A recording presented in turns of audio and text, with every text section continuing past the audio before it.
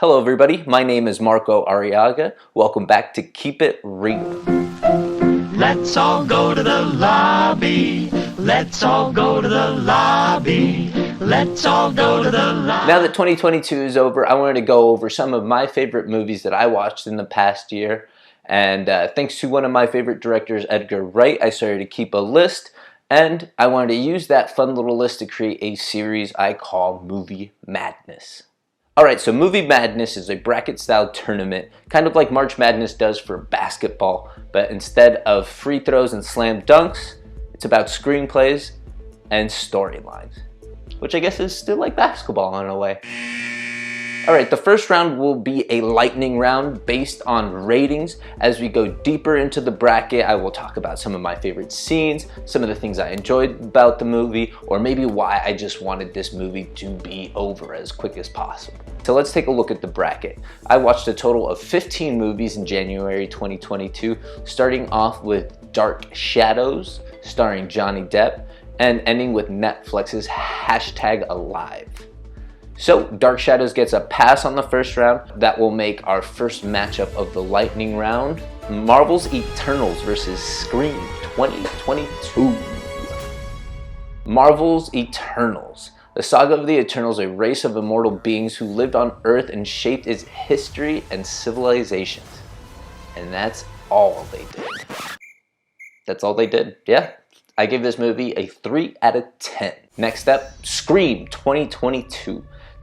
25 years after a streak of brutal murders shocked the quiet town of Woodsboro, California, a new killer dons the ghost face mask and begins targeting a group of teenagers to resurrect secrets from the town's deadly past. I give this one a 5 out of 10. It looks like Scream slashes its way into the next round. Next matchup, movie called Girls Against Boys versus the movie Our Friend. Girls Against Boys. After a series of bad experiences with men, Shay teams up with her co-worker Lou, who has a simple, deadly way of dealing with the opposite sex. Bad girls don't cry. They get even. I love the tagline of that movie. The special effects were pretty cool in it. Fucking bitch.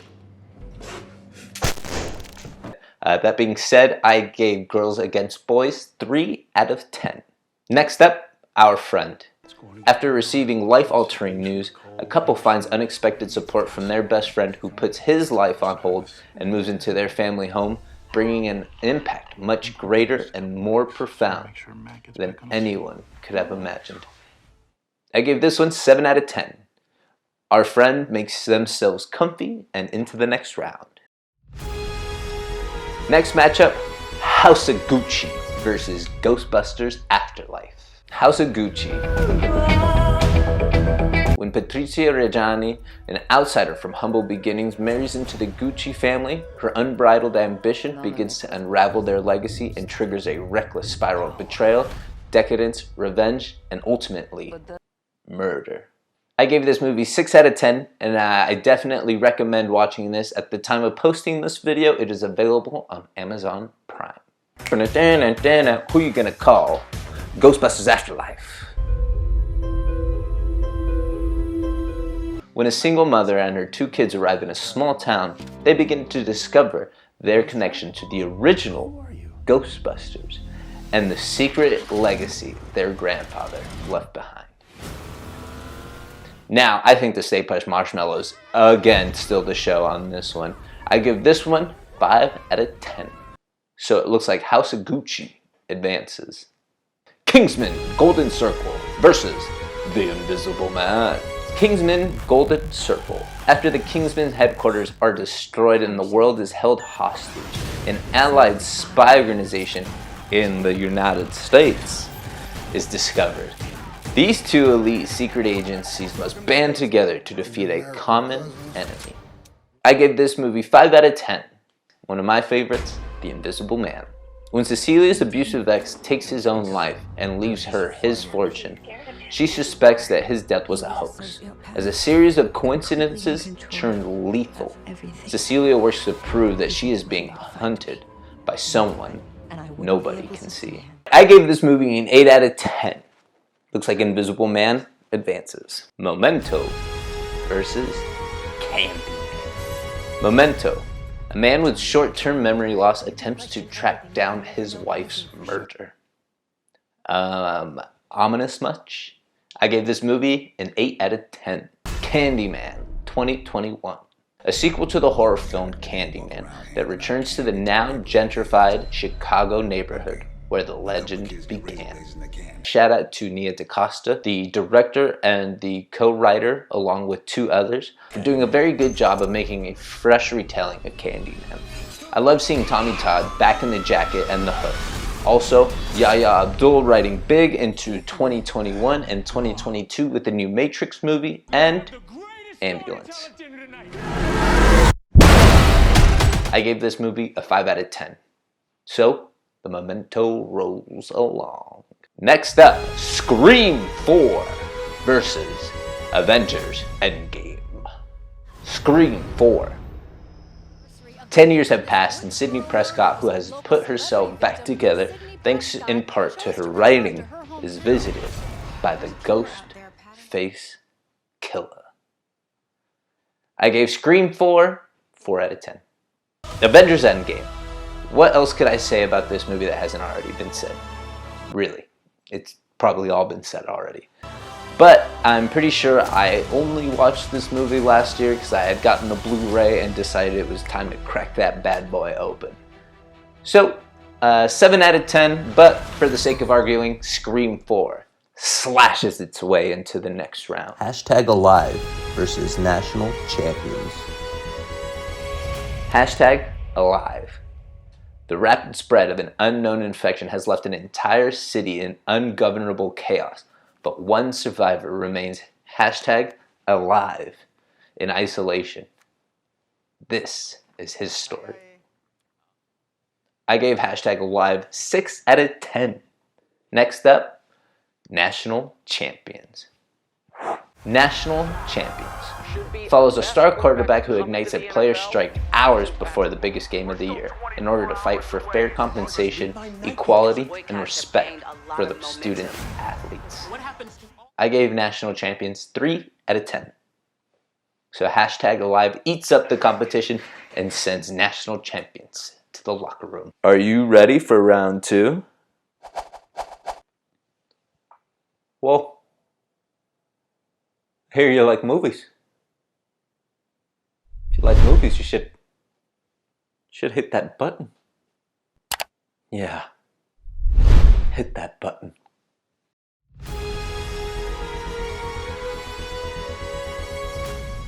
My first theater experience of the year going against my first movie of the year. Dark Shadows, an imprisoned vampire, Barnaby Collins, is set free and returns to his ancestral home, where his dysfunctional descendants are in need of his protection. Alright, my first movie of the year. Like a lot of people born in the late 80s and early 90s, I've seen just about every Tim Burton movie there is. Except for this one. In 2022, this was a first watch for me. Johnny Depp plays the eccentric main character as he usually does. But what I liked most about this movie was actually the supporting cast. Michelle Pfeiffer, Eva Green, Helena Bonham Carter, Chloe Grace Moretz, and of course Jackie Haley, who is literally in everything. I like the coloring of this movie. It's dark, it's moody, and of course since it's a vampire movie, all the red is just gonna pop. It's probably a played out trend by now, but I really enjoy it. The vampire lovemaking scene was hilarious in my opinion. We really wasn't expecting that. That was regrettable. I gave this movie 5 out of 10. Now, Scream Round 2.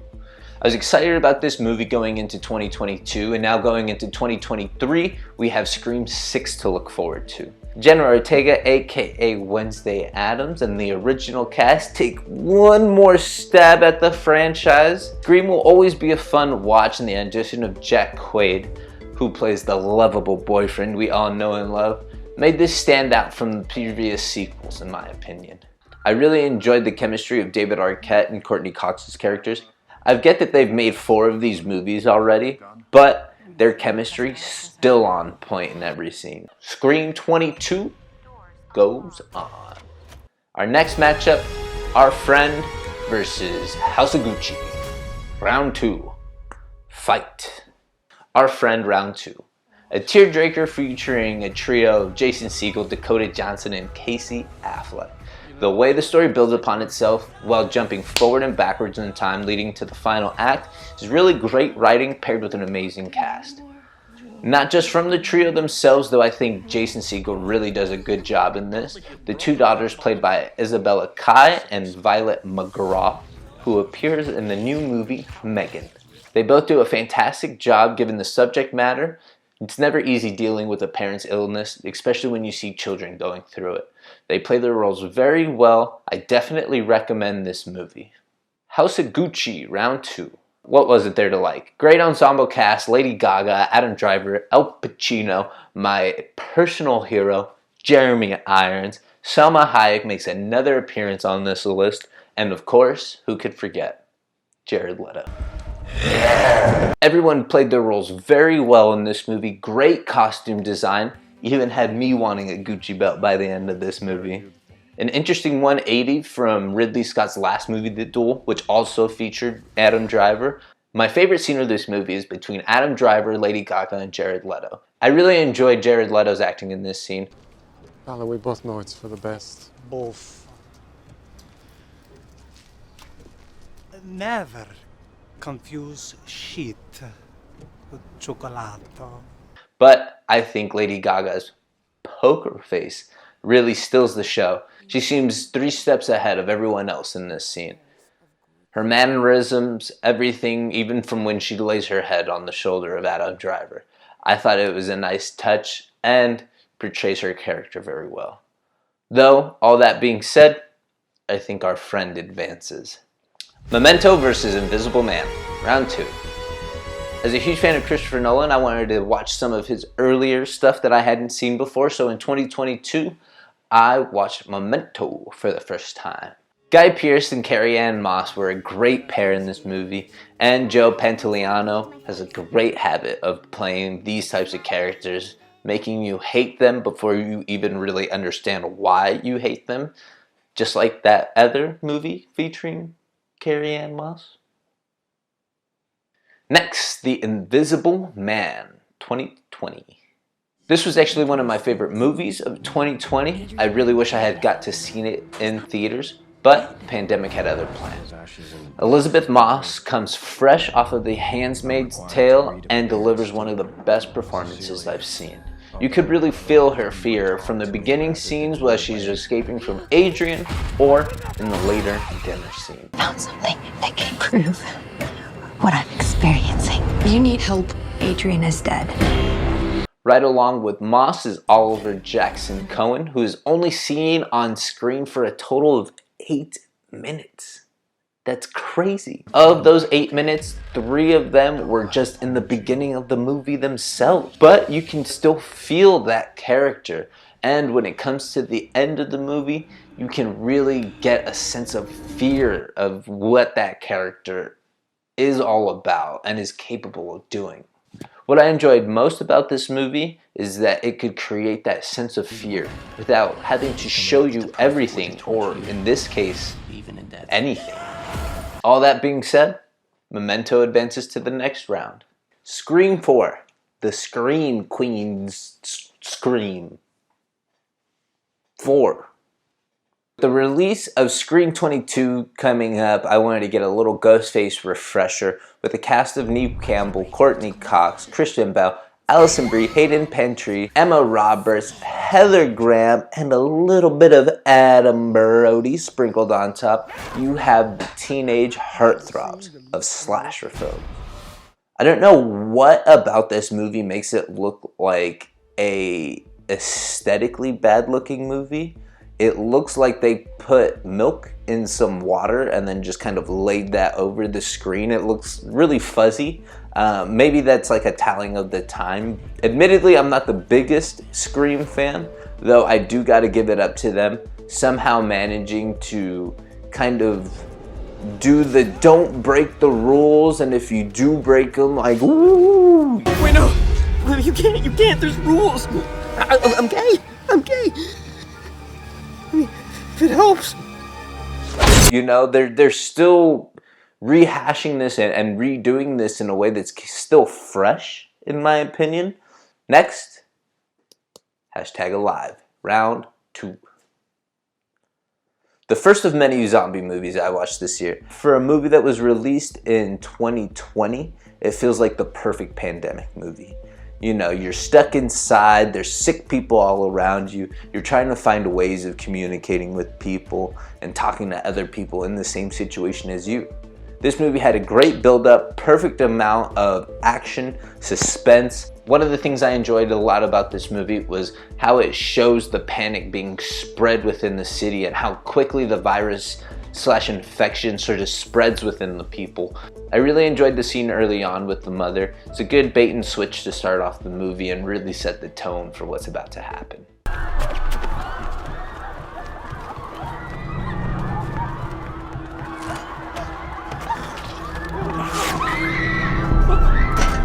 #alive continues. On to the next one. Round 3. Fight! Scream 2022 Round 3. I want to start off with one of my favorite scenes in the movie. It's kind of about halfway through. I want to start off by saying bleached hair and bleached tips need to make a comeback. A little suspense mixed with a little daytime horror. I personally love when a horror movie can exist during light. You get to see a lot more and you kind of have to work a little bit harder for a scare. But this one was executed very nicely.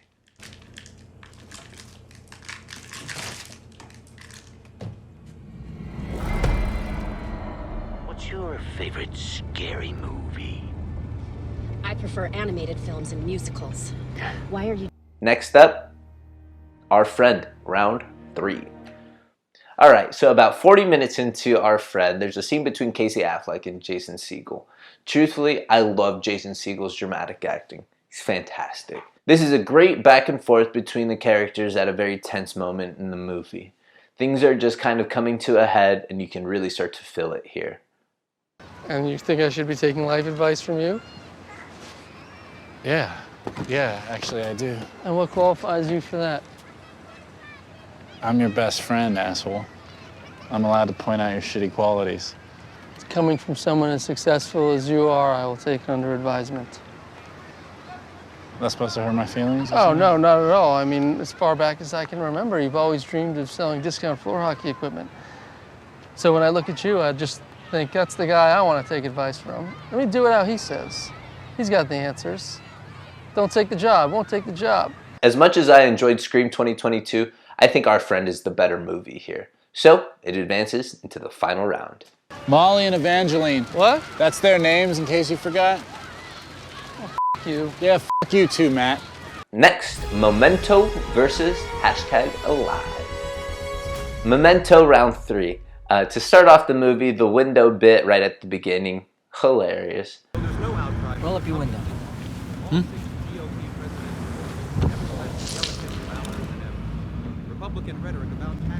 It's broken. I think the story of Sammy was truly heartbreaking and told creatively throughout the movie. It also connects to this storyline very well in a way that I really wasn't anticipating. Alive, round 3. I like to see the connection that loved ones have with those who get infected. I think the story goes more in depth on the relationship of the living and undead. It puts a little bit more stock into the world you're seeing. There's real emotion. There's a connection there. And I think a lot of zombie movies tend to lose that or just don't have that. And Memento advances into the final round. What the hell you want to go there? For the final round, I'm going to give you my favorite scene of the movie.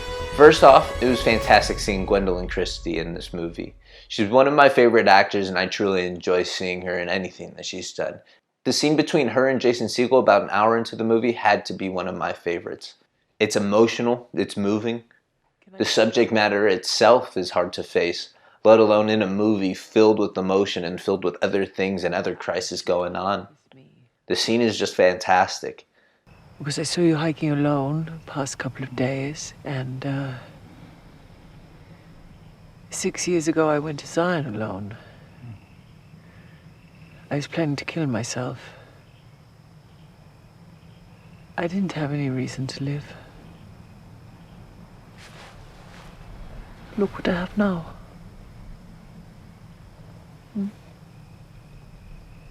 Things can change that way for you too. You're not as alone as you think you are. Anyone that's dealt with the subject matter understands how deep that hurt is. I loved every moment of it. Made me tear up. It's making me tear up right now just thinking about it. At about an hour and 15 minutes, we get my favorite scene of the movie. It's a scene between Carrie-Anne Moss and Guy Pearce. She really starts to use his memory loss against him, at the same time showing her amazing acting range, going from antagonizing him to getting him to feel sympathetic for her. You don't have a fucking clue, do you? You're just blissfully ignorant, aren't you? Look, I have this condition. Yeah, I know all about your fucking condition, Leonard. Probably know more about it than you do. You don't have a fucking clue about anything else. What happened? Jimmy's partners think I set him up. I don't know if you know this, Teddy, or how well. Neither do I. Don't protect him. I'm not. Help me. How? Get rid of Dodd for me. What do you think I am? I'm not gonna kill someone for money. What then? Love? What would you kill for? I've gone on enough about these movies here. It's time to pick our winner. As much as I enjoyed Jason Segel and company breaking our hearts for 2 hours, I think the win here goes to Memento. Guy Pearce and Carrie-Anne Moss, amazing acting, great storytelling, and an interesting way of telling it. A lot of different pieces to the puzzles falling into a place in an unexpected order. Memento is the movie of January 2022.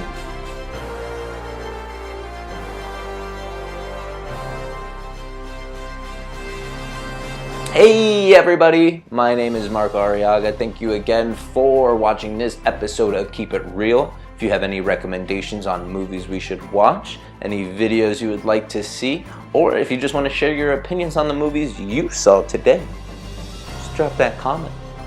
Just drop it. Drop that comment right there. Just drop it. Ooh, excuse me. I dropped a comment.